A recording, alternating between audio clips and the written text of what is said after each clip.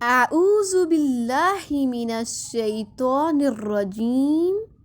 میں شیطان مردود کے شر سے بچنے کے لیے اللہ تعالیٰ کی پناہ میں آتی ہوں۔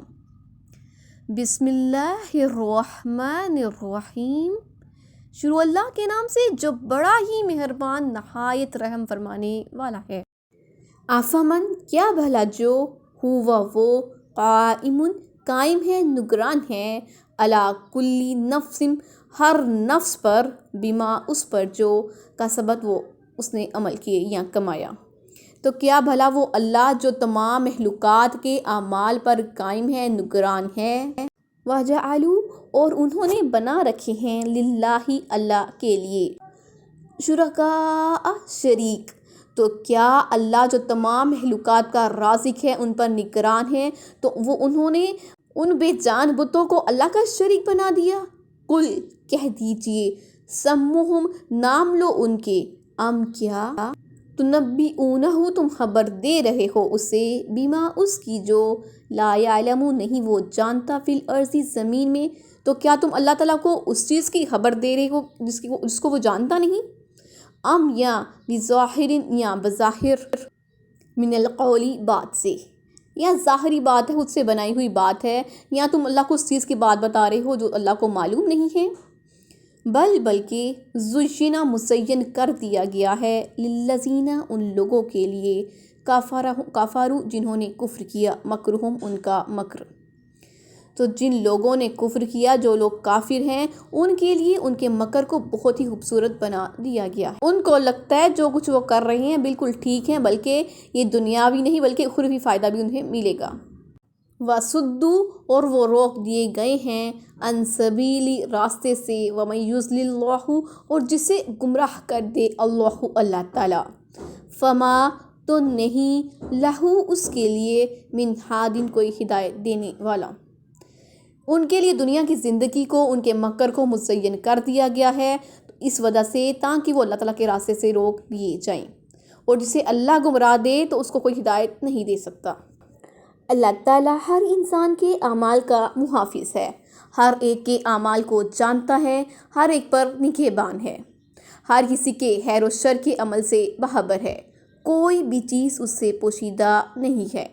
کوئی کام اس کی بے خبری میں نہیں ہوتا، ہر حالت کا اسے علم ہے، ہر عمل پر وہ موجود ہے۔ ان تمام صفتوں والا اللہ کیا تمہارے ان جھوٹے خداؤں جیسا ہے جو نہ سنیں نہ دیکھیں، نہ اپنے لیے کسی چیز کے مالک، نہ کسی نفع کا اختیار اور نہ کسی نقصان کا؟ کیا تم زمین کی ان چیزوں کی خبر اللہ کو دے رہے ہو جنہیں وہ نہیں جانتا، یعنی جن کا وجود ہی نہیں؟ اس لیے کہ اگر وجود ہوتا تو اللہ کے علم سے باہر نہ ہوتا، کیونکہ اس پر کوئی چیز مخفی نہیں ہے۔ تم نے خود ہی کے بنائے ہوئے بتوں کے خود ہی سے نام گر لیے ہیں، نہ کسی وہ نفع کا اختیار رکھتے ہیں نہ کسی نقصان کا، اور تم ان کی پوجا پاٹ کرتے ہو۔ یہی سب تیرے بڑے کرتے آئے ہیں، نہ تمہارے ہاتھ میں کوئی آئے گا فائدہ نہ ان کے ہاتھ میں کوئی آئے گا۔ ہدایت اللہ ہی کی طرف سے نازل ہو چکی ہے، کفار کا مکر انہیں مزین کر کے دکھایا گیا ہے، وہ اپنے کفر پر اپنے شرک پر ناز کر رہے ہیں اور دن رات اسی میں مشغول ہیں اور اسی کی طرف اوروں کو بلا رہے ہیں۔ لہم ان کے لیے عذاب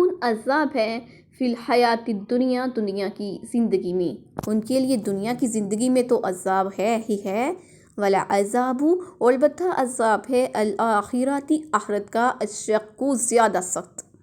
اور آخرت کا عذاب زیادہ سخت ہے۔ وَمَا لَهُمْ اور نہیں ہے ان کے لیے من اللہ اللہ کے سوا من واق کوئی بچانے والا،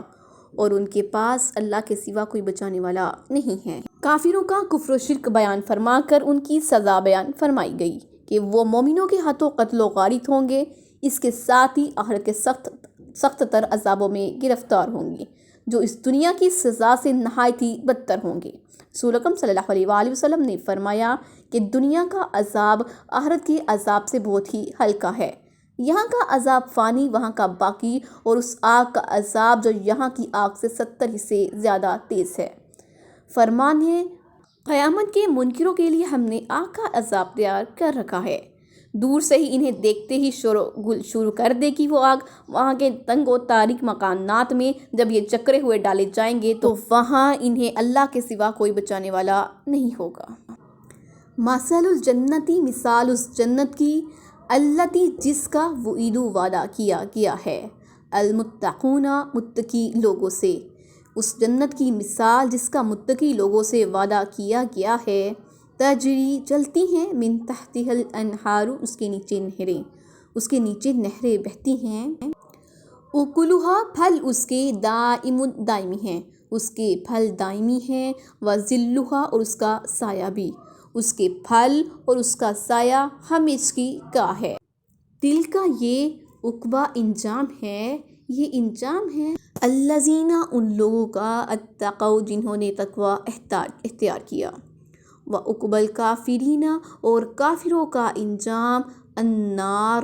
آگ ہے۔ یہ ان لوگوں کے لیے ہے جنہوں نے تقوی اختیار کیا اور کافروں کا انجام آگ ہے۔ اس آیت میں ان لوگوں کا ذکر کیا گیا ہے جن کے لیے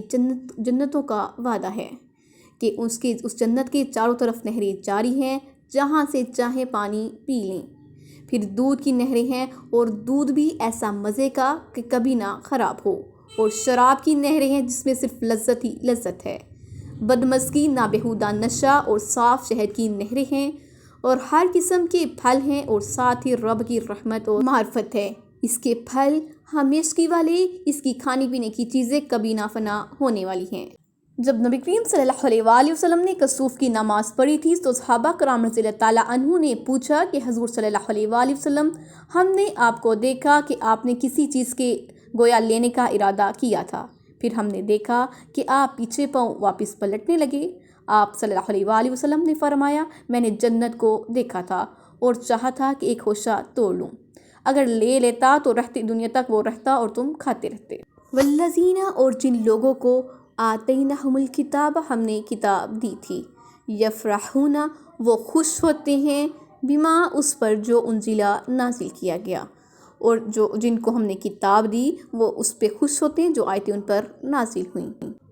الیکا آپ کی طرف، ومن الاحزاب اور کچھ گروہ ہیں، من ینکروا جنہوں نے انکار کیا تھا، بعضہ اس کے بعض کا، اور کچھ گروہ ہیں جنہوں نے قرآن مجید کے بعض احکامات کا انکار کیا تھا۔ قل کہہ دیجئے، انما بے شک امرت مجھے حکم دیا گیا ہے، ان یہ کہ عابدہ میں عبادت کروں، اللہ اللہ کی، ولا اور نہ اشرکا میں شریک ٹھہراؤں، بھی ساتھ اس کے۔ تو آپ ان سے کہہ دیجئے کہ مجھے حکم دیا گیا ہے کہ میں اللہ ہی کی عبادت کروں اور اس کے ساتھ کسی کو شریک نہ ٹھہراؤں۔ الہی طرف اسی کی ادعو میں بلاتا ہوں، و الہی اور اسی کی طرف مآب مجھے لوٹ کر جانا ہے، اسی کی طرف میں بلاتا ہوں اور اسی کی طرف مجھے لوٹ کر جانا ہے۔ جن لوگوں کو اس سے پہلے کتاب دی گئی وہ اس کے عامل ہیں، وہ تو اس قرآن مجید کے اترنے پر بہت ہی خوش ہیں، کیونکہ خود ان کی کتابوں میں اس کی بشارت اور صداقت موجود ہے، جیسے اور آیت میں ہے، الذین آتیناہم الکتاب یتلونہ حق تلاوتہ، اگلی کتابوں کو اچھی طرح سے پڑھنے والے اس آخری کتاب پر بھی ایمان لاتے ہیں، اور آیت میں ہے، تو مانو یا نہ مانو، اگلی کتابوں والے تو اس کے سچے تابع دار بن جاتے ہیں، کیونکہ ان کتابوں میں نبی کریم صلی اللہ علیہ وآلہ وسلم کی رسالت موجود ہے۔ تو اے نبی کریم صلی اللہ علیہ وآلہ وسلم اعلان کرتے کہ مجھے صرف اللہ ہی کی عبادت کا حکم ملا ہے، کہ دوسرے کی شرکت کے بغیر صرف اسی کی عبادت، اسی ہی کے ساتھ توحید کروں، تو یہی حکم مجھ سے پہلے کے تمام نبیوں اور رسولوں کو ملا تھا، اور اسی کی طرف میں تم سب کو بلاتا ہوں۔ وَكَذَلِكَ اور اسی طرح انزلناہ نازل کیا ہم نے اسے حکماً حکم، عربیاً عربی زبان میں، وَلَئِن اور البتہ اگر، اللہ تعالیٰ فرماتے ہیں اسی لیے ہم نے اس قرآن مجید کو عربی زبان میں نازل کیا۔ اتبعت پیروی کی آپ نے، اہواءہم ان کی خواہشوں کی، اگر آپ نے ان کی خواہشوں کی پیروی کی، بعدما بعد اس کے جو جاءک آ گیا آپ کے پاس، یعنی اس قرآن مجید کے بعد، ان وحیوں کے بعد اگر آپ ان کافروں کی خواہشوں پر چلے تو، من العلم علم سے، اس کے بعد جو کہ آپ کے پاس علم آ گیا، مالک نہیں ہے آپ کے لیے، من اللہ اللہ کی طرف سے، من ولی جن کوئی دوست، ولا واکن اور نہ کوئی بچانے والا۔ اس علم کے بعد اگر آپ ان کی خواہشوں پر چلے تو پھر اللہ کی طرف سے کوئی دوست اور نہ کوئی آپ کو بچانے والا آئے گا۔ تو یہ قرآن مجید جو مضبوط اور محکم کتاب ہے، عربی زبان میں جو تیری اور تیری قوم کی زبان ہے، اس قرآن مجید کو ہم نے تجھ پر نازل کیا، تو یہ بھی تجھ پر احسان ہے کہ اس واضح اظہار مفصل اور محکم حکم کتاب کے ساتھ تجھ پر ہم نے نازل کیا کہ نہ اس کے آگے اس سے باطل آ سکے، نہ اس کے پیچھے سے آ کر اس میں مل سکے۔ تو اے نبی کریم صلی اللہ علیہ وآلہ وسلم، تیرے پاس الہی علم، آسمانی وحی آ چکی ہے۔ اب بھی اگر تو نے ان کی خواہش کی ماتحتی کی تو یاد رکھ کہ الہی عذابوں سے تجھے کوئی بچا نہیں سکے گا اور نہ ہی تیری کوئی حمایت میں کھڑا ہوگا۔ فَلَقَدْ اور بے شک ارسلنا بھیجا ہم نے رسولاً کئی رسولوں کو، من قبلک آپ سے پہلے، وجعلنا اور بنائے ہم نے لہم ان کے لیے، اور ہم نے آپ سے پہلے کئی رسولوں کو بھیجا اور ہم نے ان کے لیے بنائے ازواجن بیویاں، اور ہم نے ان کے لیے بیویاں بنائیں، وذریاتن اور ان کی اولاد، وما کانا اور نہیں تھا ممکن لرسول کسی بھی رسول کے لیے، ان یاتیا کہ وہ لے آئے، بآیاتن کوئی نشانی، اور کسی کو بھی لائق نہیں تھا، کسی کے شان شایان نہیں تھا کہ کوئی بھی اپنی طرف سے کوئی آیت لے آتا، الا باذن اللہ مگر اللہ کے اذن سے، لکل اجل ہر مدت کے لیے کتاب ایک کتاب ہے، ہر وقت کے لیے ہر مدت کے لیے اللہ تعالیٰ نے کتاب بھیجی۔ ارشاد ہے کہ جیسے آپ انسان ہونے کے باوجود اللہ تعالیٰ کے رسول ہیں، ویسے ہی آپ سے پہلے کے تمام رسول گزر چکے ہیں، وہ بھی انسان تھے، کھانا کھاتے تھے، بازاروں میں چلتے پھرتے تھے، بیوی بچوں والے تھے۔ اور آیت میں ہے کہ اے اشرف الرسول، آپ لوگوں سے کہہ دیجئے، انما انا بشر مثلکم یوحی الیہ، میں بھی تمہارے جیسا ہی ایک انسان ہوں، میری طرف رہی ربانی کی جاتی ہے۔ بخاری و مسلم کی حدیث میں ہے، نبی کریم صلی اللہ علیہ وآلہ وسلم فرماتے ہیں کہ میں نفلی روزے بھی رکھتا ہوں، راتوں کو تہجد بھی پڑھتا ہوں اور سوتا بھی ہوں، گوشت بھی کھاتا ہوں اور عورتوں سے بھی ملتا ہوں۔ جو شخص میرے طریقے سے منہ موڑ لے وہ میرا نہیں۔ مسند احمد میں نبی کریم صلی اللہ علیہ وآلہ وسلم کا فرمان ہے کہ 4 چیزیں تمام انبیاء کا طریقہ رہیں۔ نمبر 1 خوشبو لگانا، نمبر 2 نکاح کرنا، نمبر 3 مسواک کرنا اور مہندی۔ پھر فرماتے ہیں کہ معجزے ظاہر کرنا بھی کسی نبی کے بس کی بات نہیں، یہ اللہ تعالیٰ کے قبضے کی چیز ہے، جو وہ چاہتا ہے کرتا ہے، جو ارادہ کرتا ہے حکم دیتا ہے۔ ہر بات کا ایک وقت مقرر ہے، ہر شے کی ایک مقدار معین ہے۔